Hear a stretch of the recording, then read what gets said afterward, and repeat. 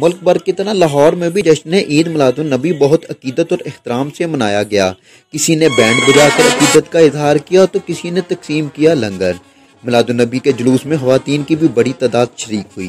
You news ने सियासी और समाजी रहनुमाओं से गुफ्तगू करते हुए ख़वातीन और लंगर की तकसीम बारे पूछा तो उनका अपने ख्यालात में मुतल्लिक़ कहना था कि इसी तरह यहाँ पे इस तरह मनाया जाता है हर साल, लेकिन इस तरह ऐसा हो जाता है शरारती लड़के आते हैं वो लड़ाई झगड़े हो जाते हैं। और इस मरतबा हर महल्ले में ना उन्होंने पुलिस का जो है नाका लगाया है, किसी को एक दिन के बाद क्योंकि ये लोग जो है ना करके आज भी आपका न्यू जनरेशन जो वो आपको पता है बहुत ज़्यादा शरारतें करती है। यहाँ पे गवर्नमेंट को चाहिए कि अलार्म वगैरह करें, यहाँ पे सिक्योरिटी प्रोवाइड की जाए। सेकंड, यहाँ पे जो बाइक वगैरह आई जाती है बाइक को ना जाए पैदल गुजर रहा हो।